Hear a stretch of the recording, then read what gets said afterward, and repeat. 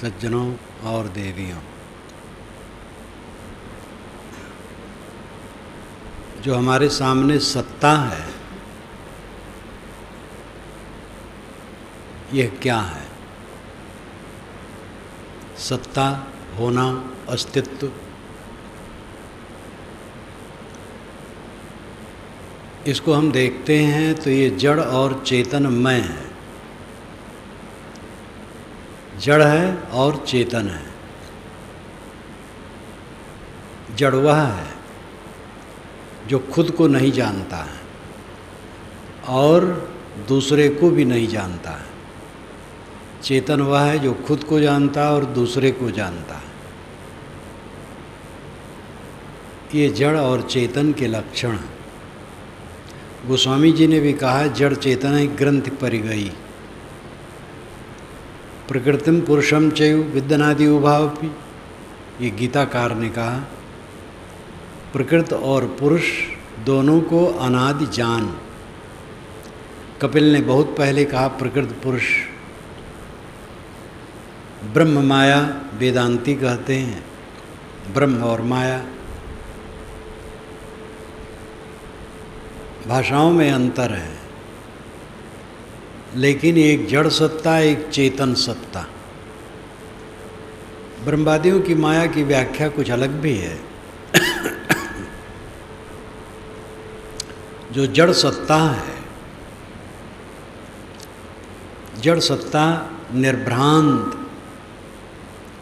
समझने में आती है। माया के विषय में बड़ी उलझन है,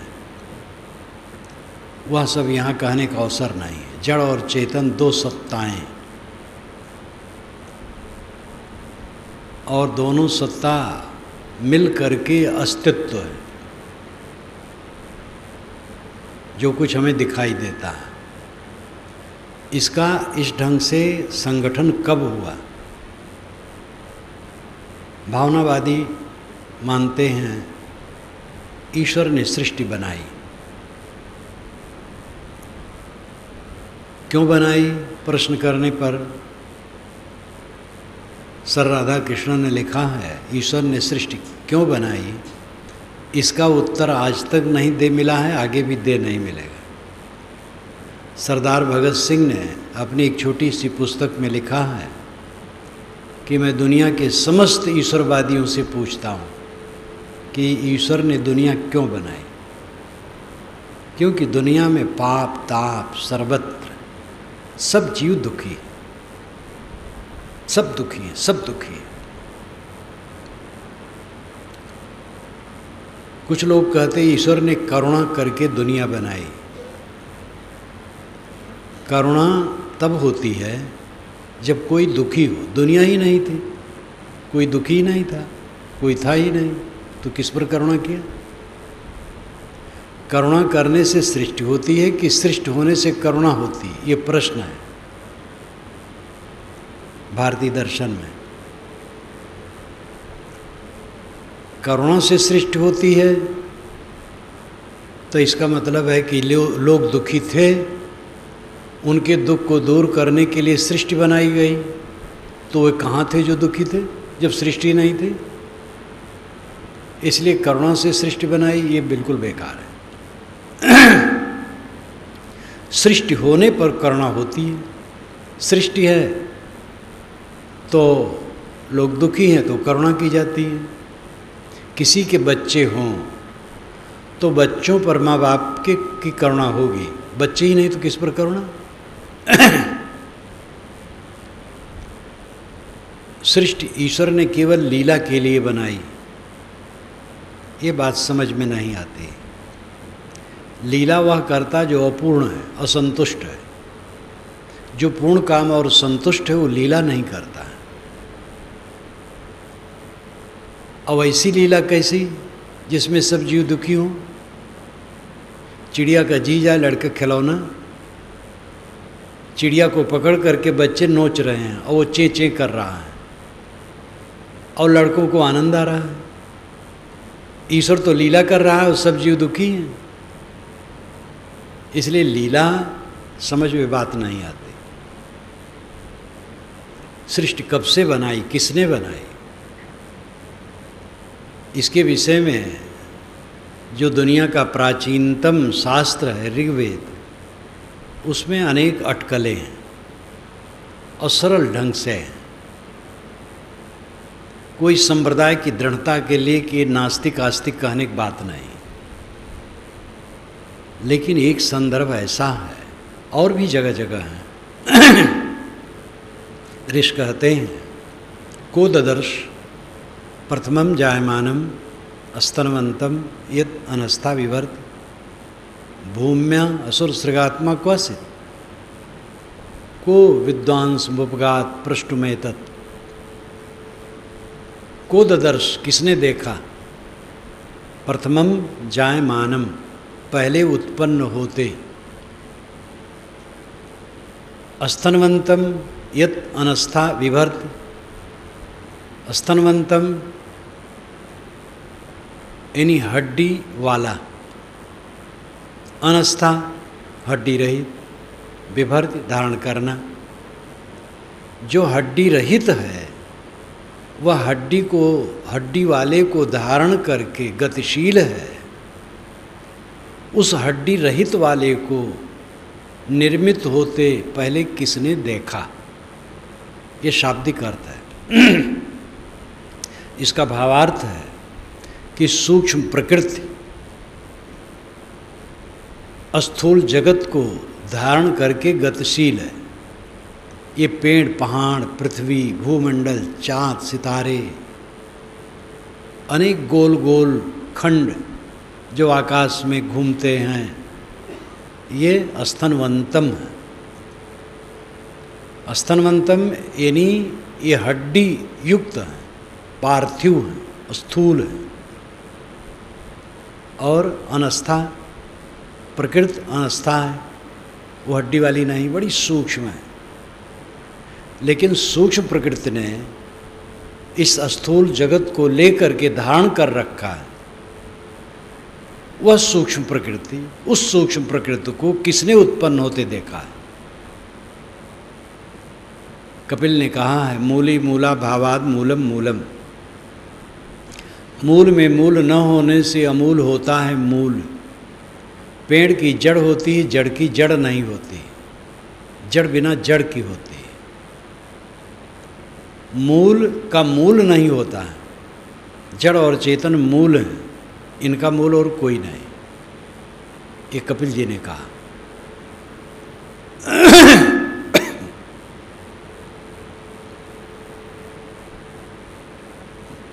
भूम्य असुर सृगात्मक वसित।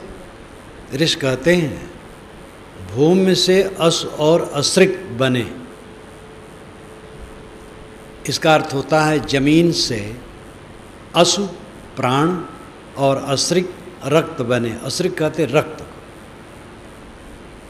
लेकिन इसका भावार्थ होगा प्रकृति से, जड़ प्रकृति से सूक्ष्म शरीर और स्थूल शरीर बने। अस और असृक, असनाम प्राण, प्राण से अर्थ है सूक्ष्म शरीर, असृक नाम रक्त, रक्त से अर्थ है स्थूल शरीर। तो भूम्या असुर सृगात्मा क्वासित। भूमि से अस और असृक बने, जड़ प्रकृति से सूक्ष्म शरीर और स्थूल शरीर बने। ये तो बात समझ में आती है। आत्मा क्वासित, आत्मा क्या है? आत्मा तो जड़ से नहीं बनेगा। को विद्वांस मुपगात प्रश्न में तत्। इस बात को पूछने के लिए विद्वान के पास कौन जाता है? एक ही मंत्र में इतनी बढ़िया बात कही गई है। स्थूल जगत को जो सूक्ष्म प्रकृति धारण करके निरंतर गतिशील है, उसको उत्पन्न होते पहले किसने देखा? जड़ प्रकृति से प्राणियों की स्थूल सूक्ष्म शरीर बन गए तो समझ में आता है, लेकिन आत्मा तो जड़ नहीं, वो चेतन है, वो कहाँ से आ गया? इस चीज़ को समझने के लिए विद्वान के पास कौन जाता है? लोग पेट धंधे में लगे हैं बस। तो ये इतना महत्वपूर्ण प्रश्न है कि सूक्ष्म प्रकृति को उत्पन्न होते किसने देखा है? मतलब है ये सब है, नित्य सत्ता है। जड़ चेतन किसी से पैदा हुए तो वो किससे पैदा हुआ, फिर वो किससे पैदा हुआ, फिर कोई स्थिरता न रहेगी। जड़ चेतन दोनों नित्य हैं और उनमें गुणधर्म है, उनके गुणधर्मों से उनकी स्थिति नित्य है। जड़ द्रव्यों में स्वतः सिद्ध क्रिया है। हवा की क्रिया स्वतः सिद्ध है, पानी की क्रिया, मिट्टी की क्रिया, आग की क्रिया स्वतः सिद्ध है। सूक्ष्म द्रव्यों में, जड़ द्रव्यों में जो क्रिया होती है वो उसमें अनादि निहित है, सदा सदा ये गतिशील है। मिट्टी, पानी, आग, हवा कहें, ऑक्सीजन, हाइड्रोजन, नाइट्रोजन कहें। ऑक्सीजन, हाइड्रोजन, नाइट्रोजन इत्यादि 100 से अधिक तत्व कहे जाते हैं, लेकिन उनको चार में समाहार किया जाता है: ठोस, तरल, वायव्य, अतिवायव्य। हम लोग उसको सहज ढंग से कहते मिट्टी, पानी, आग, हवा। चाहे 100 से अधिक तत्वों के नाम गिनाएं, चाहे मिट्टी, पानी, आग, हवा कहें। ये जड़ द्रव्य नित्य अनादि, इनके गुणधर्म इनमें नित्य अनादि हैं। इनसे जगत प्रपंच अनादि है। इसमें कुछ आरंभ नहीं है, सदा से है। पहले बीज है कि वृक्ष? अगर बीज है तो कहाँ से आया बिना वृक्ष के? और वृक्ष है तो बिना बीज के वृक्ष कहाँ से आया? इसलिए बीज से वृक्ष, वृक्ष से बीज, ये सब समय है। मुर्गी से अंडा, अंडा से मुर्गी। स्त्री पुरुष के बिना दूसरे बच्चे नहीं होते। तो जगत जो वर्तमान में है ये सब समय है। इसमें मूड मारने की जरूरत नहीं कि कहाँ से हो गया। हमारी एक आवश्यकता है ऐसे ईश्वर की जो सब जगह हो, सब कुछ जानता हो और कुछ भी कर सकता हो, सर्वत्र व्याप्त, सर्वज्ञ और सर्वशक्तिमान। सर्वत्र व्याप्त, हर जगह वो है, सर्वशक्तिमान है, कुछ भी कर सकता है, लेकिन वो अच्छा करता, बुरा नहीं। और सर्वज्ञ, सब कुछ जानता है। इन तीन गुणों से संपन्न एक शक्ति हमें चाहिए। ये हमारी आवश्यकता है। और इसीलिए सुंदर कल्पना मनीषियों ने पुराकाल से की है। ईश्वर सब जगह है, सब कुछ जानता है और कुछ भी कर सकता है, लेकिन वो अच्छा है, बुरा नहीं करता, केवल अच्छा करता है।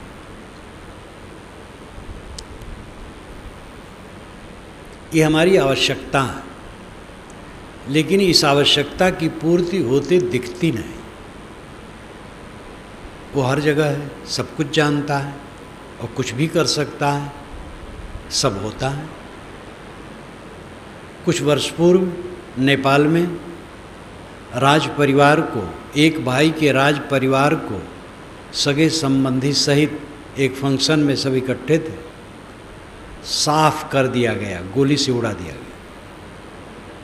वहाँ था वो, सब जानता था, रोक सकता था, हुआ नहीं। अगर कुछ ऐसा प्रतिबंध है कि ईश्वर नहीं रोक सकता है तो ईश्वर स्वतंत्र तो नहीं हुआ, सर्वशक्तिमान तो नहीं हुआ। वो तो एक उदाहरण दिया। आपके भारतवर्ष में सामूहिक हत्याएं होती हैं, आगजनी होती है, लूटमार होती है, डाका पड़ते हैं, राहजनी होती है, बड़े बड़े गबन होते हैं, कोई बाहर से पता नहीं चलता है। बड़ी सभ्यता से दफ्तर में बैठे बैठे अरबों खरबों रुपये कवारा न्यारा हो जाता है। ईश्वर हर जगह है, सब जानता है, रोक नहीं पाता है।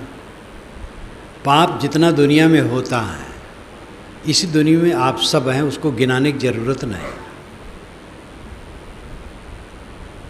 मत्स्य न्याय, बड़ी मछलियाँ छोटी मछलियों को खा रहे हैं,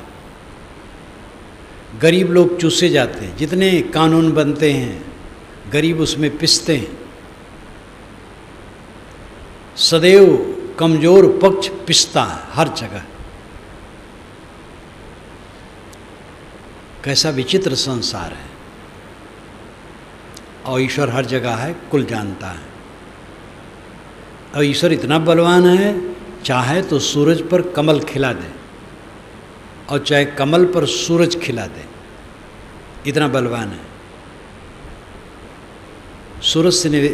ईश्वर से निवेदन करना चाहिए कि वह सूरज पर कमल, कमल पर सूरज न खिलाए, दुनिया से पाप ताप को दूर कर दे, लेकिन नहीं कर पा रहा। तो हमारी कल्पना बड़ी सुंदर है। ईश्वर सर्वत्र सर्वज्ञ सर्वशक्तिमान है, सच्चिदानंद है, त्राता है, दुख दूर करने वाला है। कल्पना बड़ी सुंदर है, लेकिन ये कल्पना घटित नहीं होती, फलित नहीं होती। तो ईश्वर का क्या स्थान है? ये सत्ता जो है, इस सत्ता को हम कैसे समझें? उपासना का क्या स्थल है? कस्मै देवाय हविषा विधेम, ये भी ऋग्वेद के मंत्र का अंश है। कस्मै देवाय हविषा विधेम, किस देवता की हम उपासना करें? ईश्वर का क्या मतलब है? परम सत्ता का क्या मतलब है? ये विवेक से विश्लेषण करने का विषय है। और खुशी की बात है, भारतवर्ष पुरा काल से चिंतन में गहरा रहा। कपिल जी महाराज प्राक इतिहास काल में हुए, बुद्ध के पहले था नहीं लगता उनका टाइम क्या है। कपिल नाम ऋग्वेद में आया है और शाणाचार्य ने भाष्य कपिल मुनि का अर्थ मान करके किया है। तो इसका मतलब ऋग्वेद वेद काल के हैं वो। अन्य शास्त्रों में भी उनकी गरिमा का वर्णन है। सांख्यम विशालम परमम पुराणम महारणम विमलमुदारकांतम। सांख्य शास्त्र प्राचीन है, सागर की तरह है, परम पवित्र है, ज्ञान का आगर है। लोकम च ज्ञानम च लोकम यदि हास्ति किंचित सांख्यागतम तच्च महान महात्मन। है महात्मन, इस दुनिया में जहाँ कहीं कुछ भी ज्ञान है वो सांख्य से आया। ज्ञानम च लोके, इस लोक में जितना ज्ञान है, ज्ञानम च लोके यदि हास्ति किंचित यत इह अस्त किंचित। इस संसार में जो कुछ थोड़ा और ज़्यादा ज्ञान है, सांख्यागतम तच्च महान महात्मन। अय महात्मन, वो सांख्य से आगत है, सांख्य से आया है।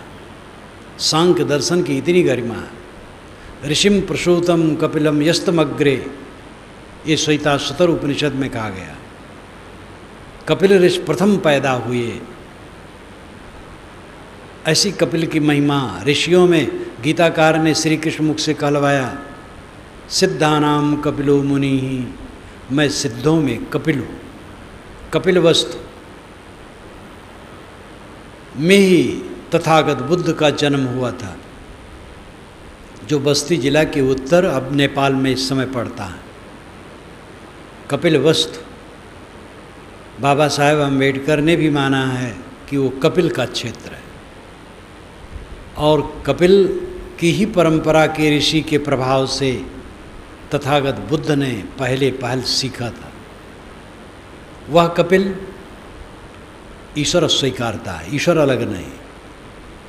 प्रकट पुरुष दो है, कणाद, जैमिन, ये सब तत्व विवेक की बात करते हैं। बुद्ध महावीर तत्व विवेक की बात करते हैं। हमारी भारतीय परंपरा तत्व चिंतन में बहुत आगे है,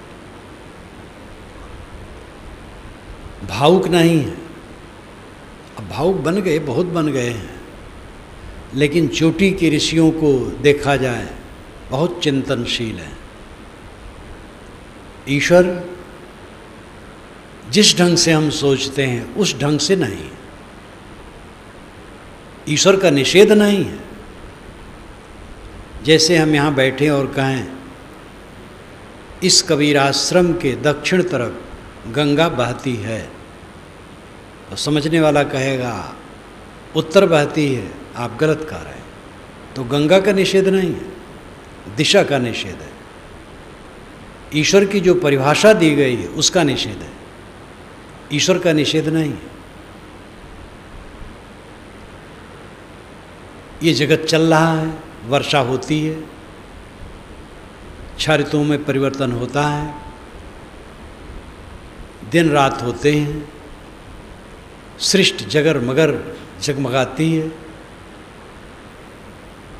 ये संसार निरंतर गतिशील है, ये कोई बिना कारण के चलता है, ये सब में कारण है। ये प्राणी सब जीते खाते हैं, चलते हैं। आपका व्यक्तित्व है, आप जीते खाते हैं, आप में हर्ष है, शोक है, उद्वेग है, कामनाएं हैं, अहंकार है, एक भंवर है मैं हूँ। ये सब शून्य तो नहीं, अस्तित्ववान है। इन सब में हमें ईश्वर को देखने की ज़रूरत है, जो सामने है। कल्पना का लड्डू खा करके भटकना नहीं। हमें ऐसा ईश्वर चाहिए बिना हमारे मेहनत किए हमें सब कुछ दे दे, भोग दे दे, मोक्ष दे दे, कल्याण कर दे। इसलिए शिक्षित और धनियों का बड़ा तबका ऐसे गुरु बाबा के पीछे लगता है जो तत्काल तुरंत फुरत सब काम कर दे, भोग भी दे दे, मोक्ष भी दे दे। उनकी कृपा से आपको लड़का भी पैदा हो जाएगा, लड़का नहीं है तो रोग भी दूर हो जाएगा, फैक्ट्री लग जाएगी और मोक्ष हो जाएगा, भगवान के धाम पहुंच जाएंगे। क्योंकि सिद्ध बाबा हैं, अवतार हैं, अलौकिक हैं। एक ही साथ में भारत में अनेक जगह वो भाषण करते हैं। चमत्कारी बाबा हैं, आकाशगामी हैं। ऐसे गुरुओं की लाइन में सब लग जाते हैं। ईश्वर जादूगर जैसा हमें चाहिए, सब दिखा दे, सस्ते में सब काम कर दे। वस्तुतः हमें सत्ता को 3 भागों में बांटना चाहिए, आदिदैविक, आदि भौतिक, आध्यात्मिक। एक दिन मैंने थोड़ी चर्चा इस पर की थी। आदिदैविक सत्ता जड़ प्रकृति का क्षेत्र है, आदि भौतिक सत्ता प्राणियों का समूह है, आध्यात्मिक सत्ता आपका व्यक्तित्व है। ये कोई अनुमान कल्पना नहीं, अटकल पच्चू बात नहीं, ये सब सामने है।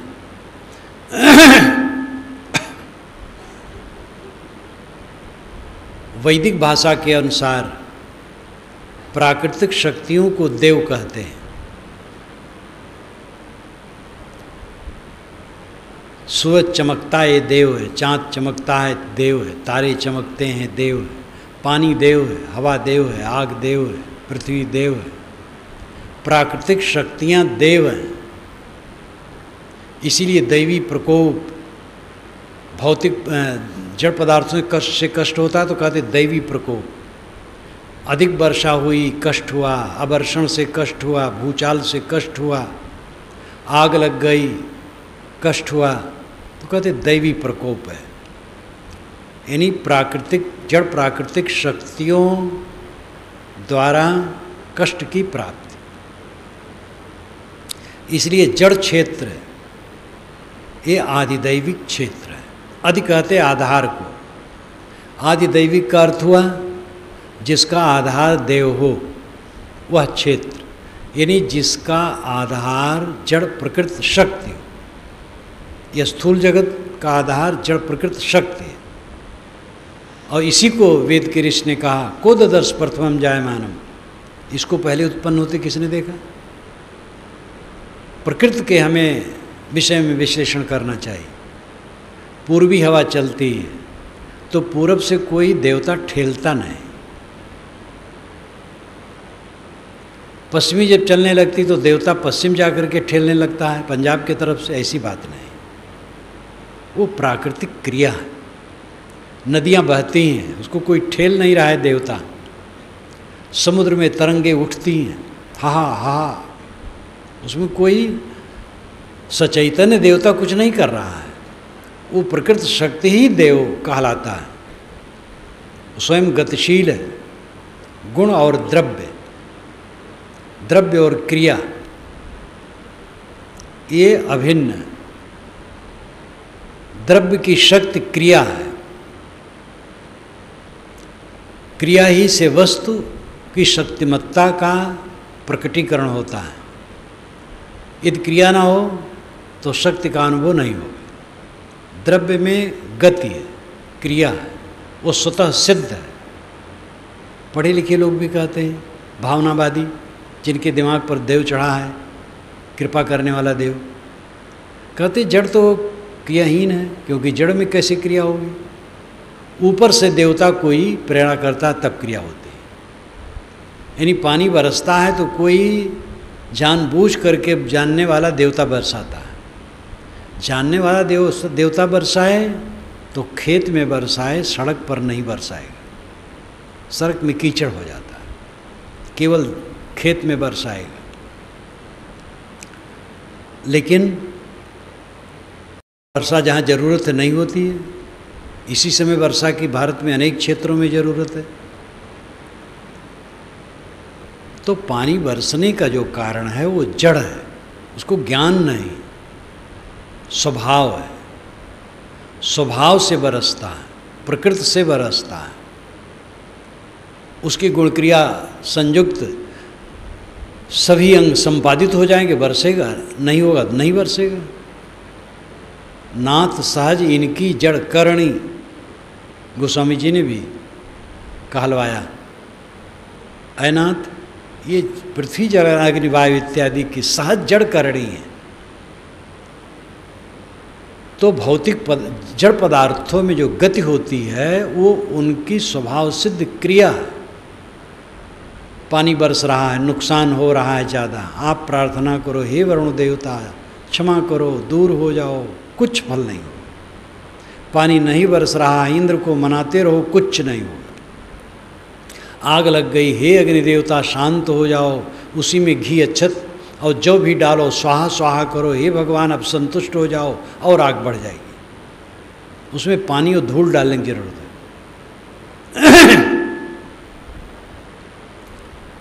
जड़ प्रकृति को हमें ठीक से समझना चाहिए, हम उसको ठीक से नहीं समझते, भावना लाद करके समझते।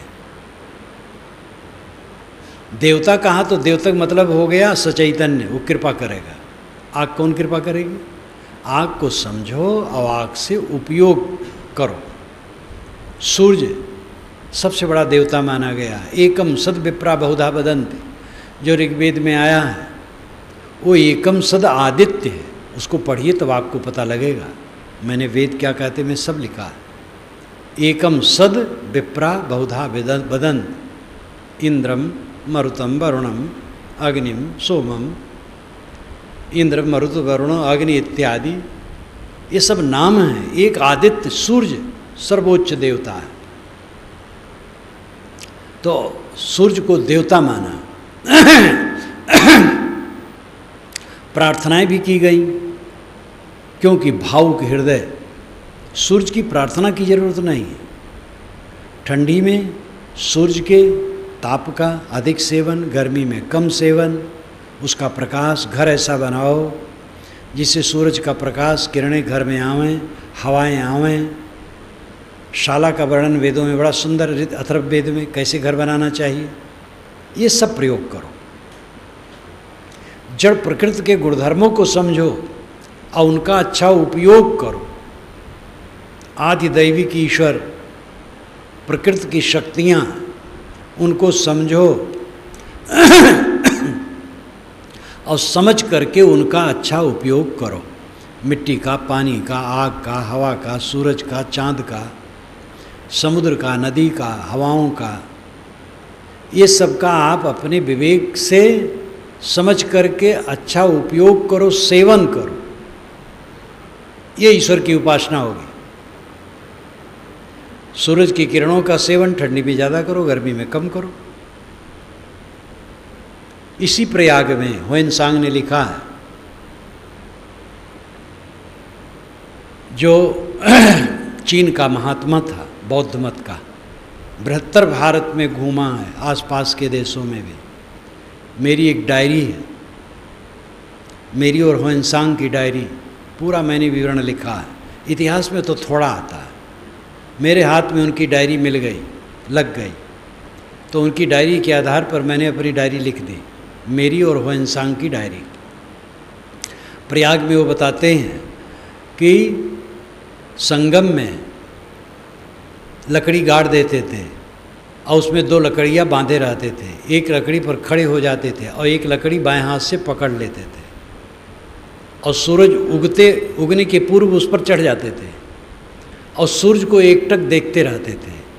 जब वो सूरज ऊपर आता तो ऊपर देखते रहते थे, और जब सूरज पश्चिम जाता था तो वैसे सिर घुमा के देखते रहते थे। एक पैर लकड़ी पर रख, एक तो खड़ी लकड़ी और एक ऐसी लकड़ी आड़ी, तो उस पर पैर, एक पैर इस पर और एक पैर लटकाए रहते थे तान करके, और दिन भर खड़े रहते थे, कठिन तप।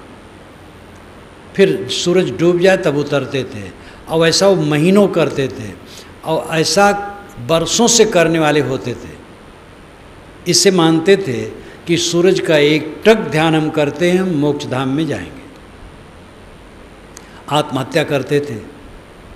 उन्होंने स्वयं भावुक होकर के लिखा है, कुछ बानर आते थे तो वे उपवास करके वहीं मर गए। तो मैंने लिखा कि ह्वेनसांग भी भावुक हो गए। अरे बीमार रहा होगा, नहीं कुछ खाता पीता होगा, मर गया होगा, बानर बेचारा क्या जाने। तो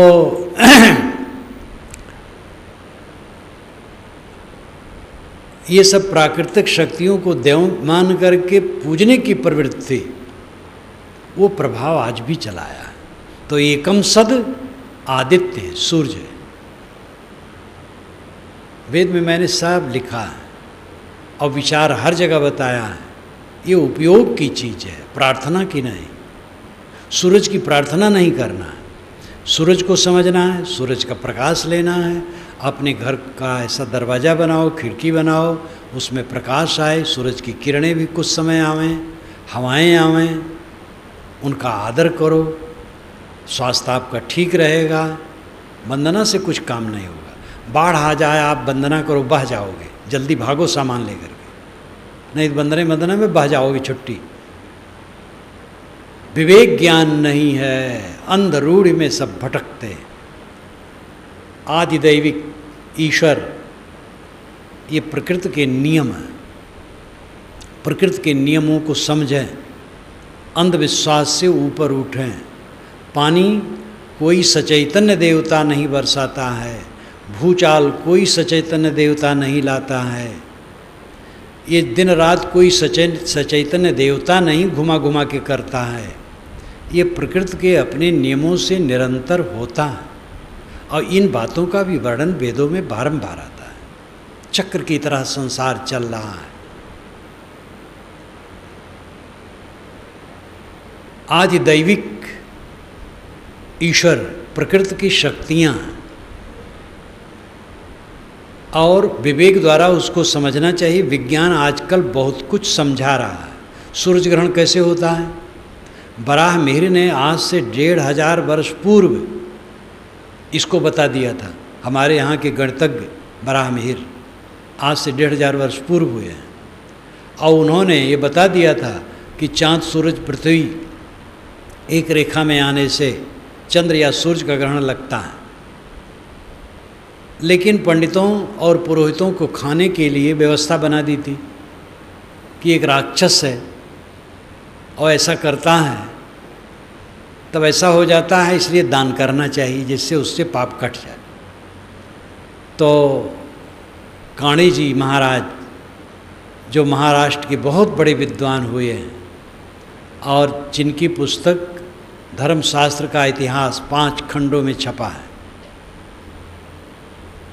उन्होंने लिखा है कि बुद्धिवाद, परंपरा, अंधविश्वास एक साथ नहीं चल सकते। बहुत उदार होकर लिखा है कि बराह मिहिर एक तो बुद्धिवाद की बात करते हैं, फिर परंपरा, पंडितों की पेट पूजा के लिए वे दान कराने के लिए उसमें लगा देते पुछल्ला, अंधविश्वास में पड़ जाते हैं। अब बामन काणे स्वयं पंडित थे, स्वयं विचारवान और महाविद्वान थे, लेकिन उन्होंने बहुत बढ़िया कहा, बुद्धिवाद, परंपरा, अंधविश्वास एक साथ नहीं चल सकते। बुद्धिवाद है तो परंपरा पर विचार करना होगा, परंपरा की अच्छी बातें लेनी होगी, गलत को छोड़नी होगी, और अंधविश्वास एकदम छोड़ना होगा। तो आजकल तो विज्ञान में पढ़ करके आप बहुत कुछ जान सकते हैं, अंधविश्वास से ऊपर उठ सकते हैं, लेकिन दिमाग पर इतना छाया है। एक इंजीनियर ने मुझसे कहा, गुजरात में अक्षरधाम जब देखने के लिए बुलाए तो उन्हीं का भक्त एक इंजीनियर नौयुवक था, तो हम लोगों को स्पेशल लेके घुमाने चला। तो एक मूर्ति के पास गया, कहा महाराज ये मूर्ति दूध पीती है। मैंने कहा इंजीनियर हो, क्या ये समझ में आता है कि दूध ये मूर्ति पी सकती है? तो हड़बड़ा गया। तो अंधविश्वास दिमाग पर इतना छाया है, कुछ तो स्वार्थ बस धोखा देते हैं समाज को, और कुछ भावुक होते हैं, समझ नहीं पाते और भटकते रहते हैं।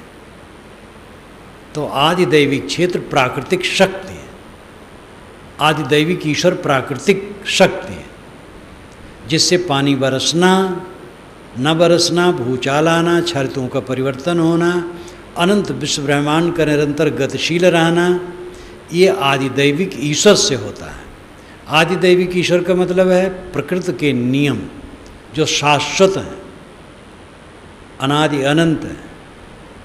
वेदों में तो ये भी कहा गया कि प्रकृति के नियम को देव भी नहीं बदल सकते। वेदों में भावुकता की बात बहुत है, लेकिन बीच बीच में विचार प्रधान बात उसमें मिलेंगी। तो आदिदैविक ईश्वर प्राकृतिक नियम है, उसकी वंदना की जरूरत नहीं है, समझने की उसे ज़रूरत है और उसका सही उपयोग करने की ज़रूरत है। दूसरा है आदि भौतिक ईश्वर। आदि भौतिक भूत नाम प्राणी, ये जो प्राणी हैं ये ईश्वर हैं, ये पूजनीय हैं, सेवनीय, इनकी सेवा करो। स्वामी विवेकानंद ने कहा, तुम आकाश में ईश्वर खोज रहे हो, उसकी पूजा के लिए उतावले हो। अरे ये मनुष्य, ये प्राणी जो चारों तरफ फैले हैं, ये ईश्वर हैं, इनकी पूजा करो, इनकी सेवा करो। उनका हृदय तो गंगा लहरी, बहुत बातें बढ़िया बढ़िया कह देते थे, इतना फटकार देते थे, उन्होंने शंकराचार्य को फटकार दिया। शंकराचार्य दक्षिणी पंडित, पुरोहित हृदय थे, संकुचित हृदय, और क्या थे, एकदम वेदांती लोग तिलमिला जाते हैं, क्योंकि शंकराचार्य ब्राह्मणवादी थे। ब्राह्मण कहलाने वाले को ही ज्ञान होता है, दूसरे ज्ञान नहीं होता है, शंकराचार्य मानते थे। और एक तरफ कहते ब्रह्म एक है, इसलिए स्वामी विवेकानंद ने उनको स्वीकारा नहीं। आदि भौतिक ईश्वर, भूत प्राणी, मैंने एक दिन कहा था, भूत नाम जड़ तत्व, भूत नाम बीता समय, भूत का अर्थ होता है सत्य, भूत का अर्थ काल्पनिक भूत प्रेत भी होता है जो काल्पनिक है, और भूत का मतलब देहधारी प्राणी। गीता में आता है दया भूतेश लोलुप्तम, ये दैवी संपदा में वर्णन आता है। दया भूतेश, भूतों पर दया करो, प्राणियों पर दया करो। तो आदि भौतिक देव, आदि भौतिक ईश्वर प्राणियों का समूह है। सहस्रीर्षा पुरुषा सहस्राक्ष सहस्रपाद सब भूमिम विश्वतो व्यत्तातिष्ठत दशांगुलम, ये ऋग्वेद का मंत्र है। उस विराट पुरुष के हजारों हाथ पैर सिर ग्रीवा हैं, वो सब तरफ से घेर करके 10 अंगुल के ऊपर बैठा है। सहस्रीर्षा पुरुषा सहस्राक्ष सहस्रपाद, पुरुषा जो पुरुष है सहस्राक्ष, हजारों आँखें हैं, सहस्रीर्षा सहस्र है, सहस्रपास हजारों पैर है, सभूमि वो भूमि में, वृत्त घेर करके, विश्व विश्व नाम सब तरफ से, वृत्त घेर करके, अतितिष्ठत ऊपर बैठा है, दशांगुलम 10 अंगुल पर। वेद के अधिकतम मंत्र भुजौल होते हैं। साणाचार्य ने जो वेदों का प्रकांड पंडित हुआ भाष्यकार, जिनके ऋग्वेद अथर्ववेद दोनों के भाष्य उपलब्ध हैं, यजुर्वेद का उन्होंने भाष्य किया था इसका पता नहीं लगता है। सामवेद तो अलग है ही नहीं, वो सब ऋग्वेद ही है। सामवेद में कुल अपने 75 मंत्र हैं बस, और सब ऋग्वेद के मंत्र हैं। कोई ऋग्वेद का अर्थ कर दिया तो सामवेद की जरूरत नहीं। तो ऋग और अथर्व ये 2 वेदों का भाष्य साणाचार्य का है। निखिल जगत में साणाचार्य का भाष्य ही माना जाता है। ये 700 वर्ष हो गए उनके हुए। उन्होंने जो अर्थ किया है इसका, सहस्रीर्षा पुरुषा सहस्राक्षा सहस्रपाद, मैंने अपने वेद में उसको उनका मूल भी नीचे दिया, ऊपर हिंदी में दिया अर्थ। उसका अर्थ यही माना है कि ये सब प्राणियों का जो समूह है यही विराट पुरुष है, और एक एक व्यक्ति उसके अंग है, जिसको दार्शनिक भाषा में समष्टि और व्यष्टि कहते हैं। व्यष्टि नाम अलग अलग प्राणी और समष्टि नाम सबकी सामूहिकता। व्यष्टि जीव है, समष्टि ईश्वर है। एक एक व्यक्ति है मानो जीव है, और सभी व्यक्ति इकट्ठे हो गए हो शिव है, ईश्वर है। पंच परमेश्वर गाँव वाले भी कहते हैं, भाई 5 इकट्ठे हो गए मानो परमेश्वर आ गया, मानना पड़ेगा बात। प्राणियों की सामूहिकता को विराट पुरुष कहते हैं। देखो यहाँ एक विराट पुरुष बैठा है, इसमें देवियाँ भी हैं, देवता भी हैं। ये विराट पुरुष है।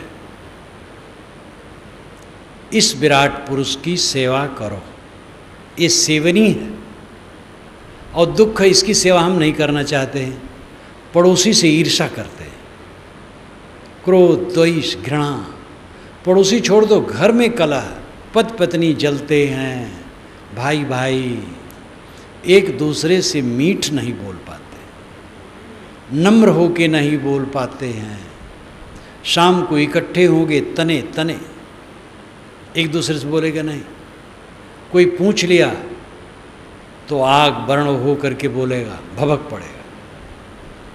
क्या जीवन है, नरक है, नरक है। शीतल मन नहीं, मीठी वाणी नहीं, कोमल स्वभाव नहीं, पत्नी से मीठ नहीं बोल सकते हो, पति से भी देवियाँ नहीं बोल सकती हैं।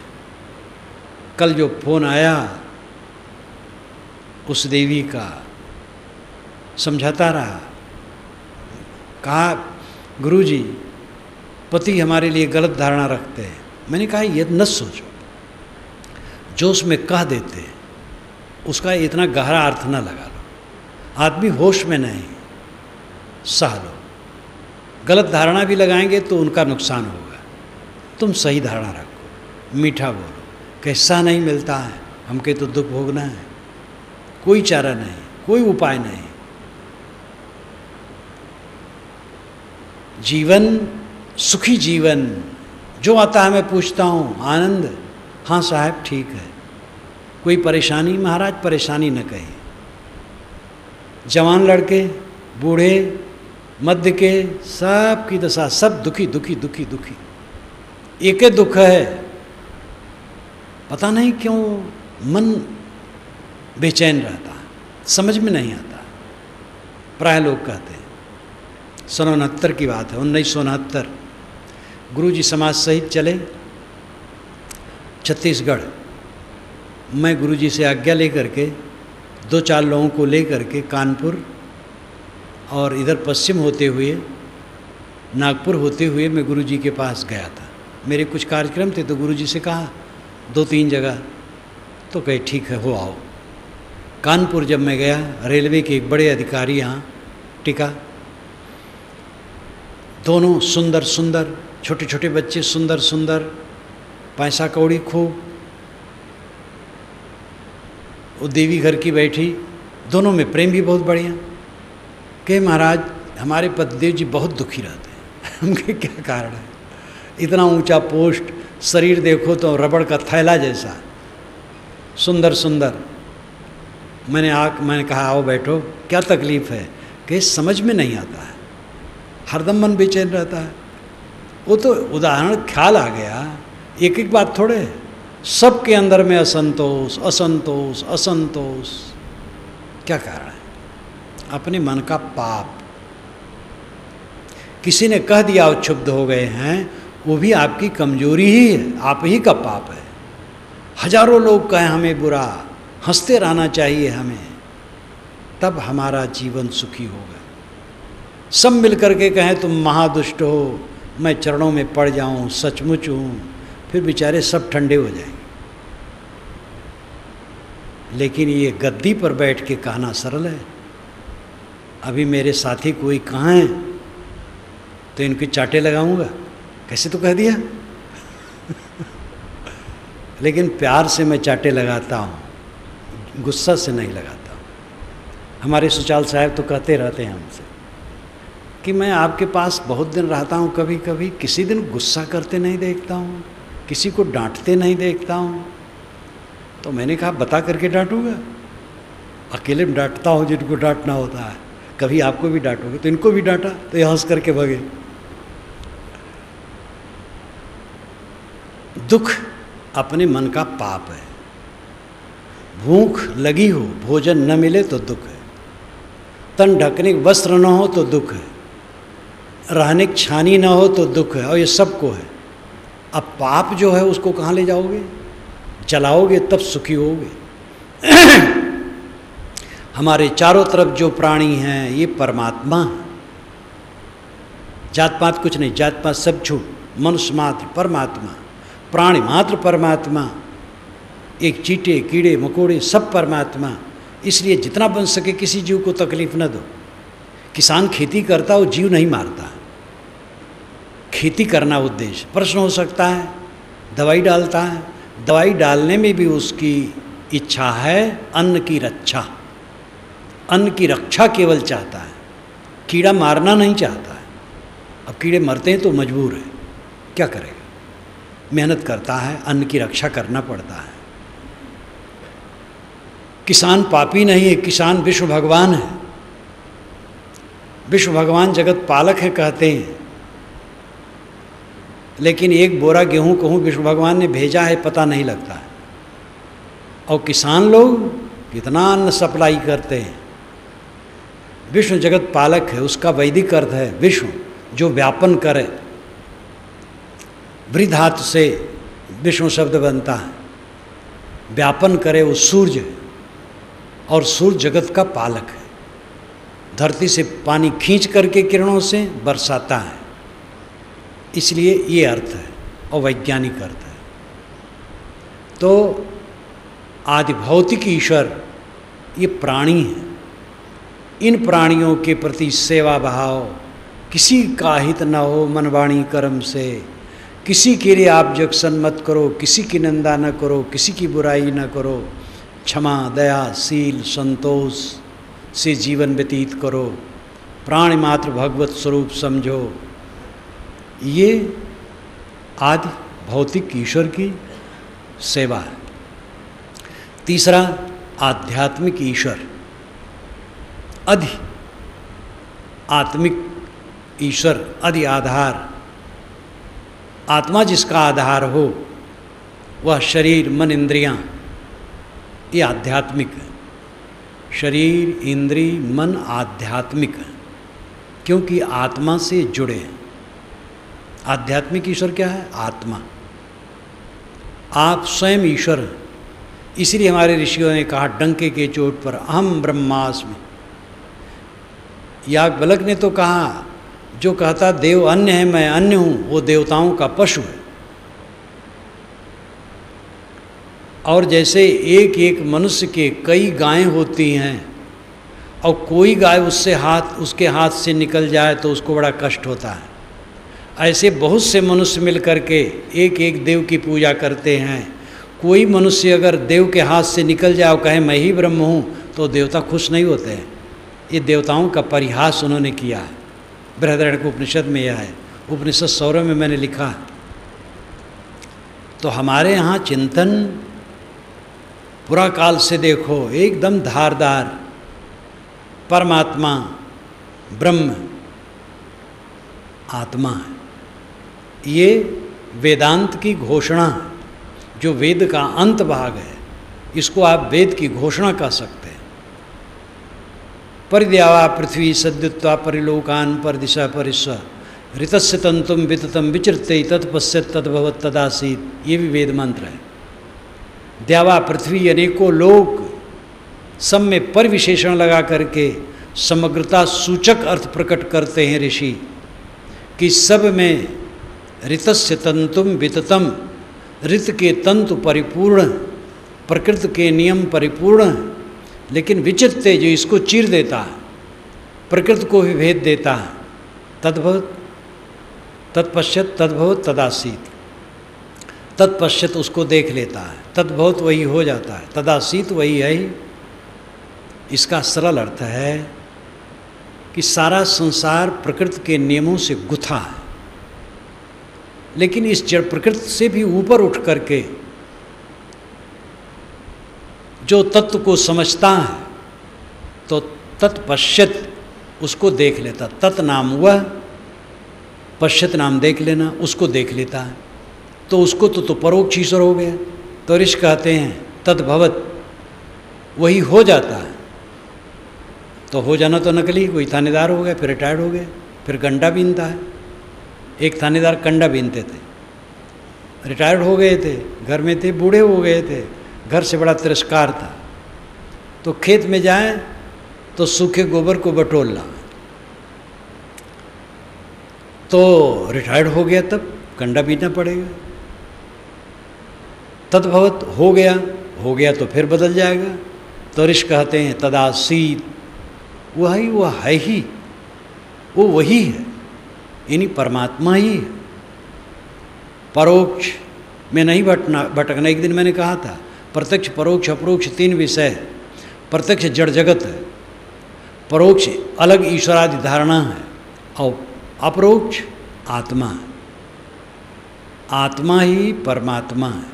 कस्तूरी कुंडल बसै मृग ढूढ़ है वन माय, तैसे घट घट राम है दुनिया जानत ना है। साहिब का युग था वैष्णव का, और वैष्णव से वो ज़्यादा जुड़े थे, इसलिए उनकी भाषा में परम तत्व के लिए राम शब्द का प्रयोग अधिक है। ब्रह्म वाला समय नहीं था, वो उपनिषद काल था जब ब्रह्म का समय था, वेद काल उपनिषद काल। कबीर साहब का काल वैष्णव का था, और वैष्णव से वो जुड़े थे, इसलिए वो राम कहते। तैसे घट घट राम है दुनिया जानत ना है। अल्लाह राम जियो तेरी नाई, उन्होंने अपरोक्ष बोध पर जोर दिया। आध्यात्मिक ईश्वर आपका आत्मा है जो उपासनीय है। आदि दैविक ईश्वर विचारणीय है और उपयोग करने की वस्तु है। आदि भौतिक ईश्वर आदर योग और पूजनीय है। आध्यात्मिक ईश्वर उपासनीय है।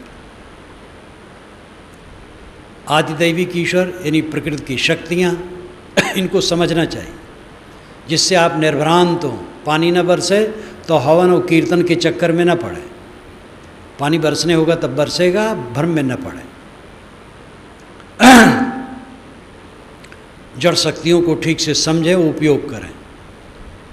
और आदिभौतिक ईश्वर ये प्राणी है, प्राणी मात्र परमात्मा है, इनकी सेवा करें, तकलीफ किसी को न दें।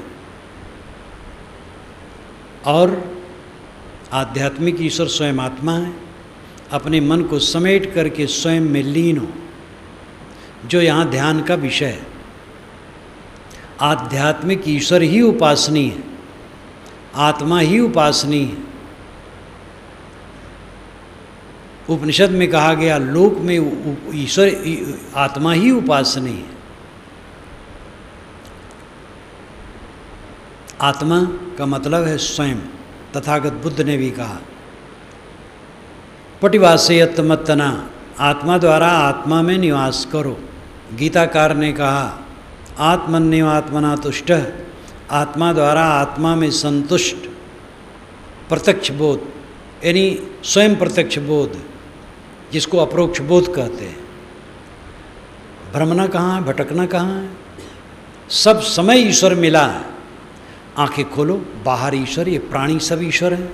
सबके साथ कोमल बर्ताव करो, मीठा बोलो, अत्यंत विनम्र हो के बोलो, संभाल के बोलो। बोलने और देखने, बोलने और लिखने, एक विद्वान ने कहा बोलना और लिखना बहुत संभल के, आपके लिखने का प्रभाव होता है, इसलिए संभाल के लिखो। बोल जैसे आपके मुख से कुछ निकला अगला आदमी प्रभावित होगा, इसलिए बहुत संभल के बोलो। अकड़बाजी न रहे बोलने में, कटुता न रहे, अत्यंत विनय और मीठा वचन रहे, कोमल बोलो। इस प्रकार आदि भौतिक परमात्मा हमारे चारों तरफ फैला है, प्राणी जगत। इनकी पूजा, सत्कार, सद्भावना और अंततः आध्यात्मिक ईश्वर स्वयं आत्मा है। मन को समेटो, आत्मलीन हो जाओ, जो जीवन का परम सुख है। बीच में मैंने कहा था कि सब दुखी सब दुखी सब दुखी अपने पाप के कारण। पाप क्या है? राग, द्वेष, मोह, ममता, आसक्ति। इसी पाप के कारण वो स्थूल पाप नहीं करते, चोरी नहीं करते, व्यभिचार नहीं करते, हत्या नहीं करते, मोह करते, बैर करते, ईर्षा करते। ये कम पाप है, ये जलाता रहेगा। सब जीव अपने पाप से दुखी है। अपने पाप को धो डालो, पूर्ण रूप से सुखी हो जाओ। तो इस प्रकार आदिदैविक ईश्वर प्रकृति के नियम हैं, जो समझने योग्य हैं और विवेक से उनका उपयोग करने योग्य है। आदि भौतिक ईश्वर प्राणी जगत है, जिनका सत्कार हमें करना चाहिए। आध्यात्मिक ईश्वर आत्मा है, अपने मन को समेट करके आत्म में लीन होना चाहिए। यही अंतिम ईश्वर उपासना है। हम शुद्ध चैतन्य ज्ञान स्वरूपम अजरहम अमरहम अखंडम अनूपम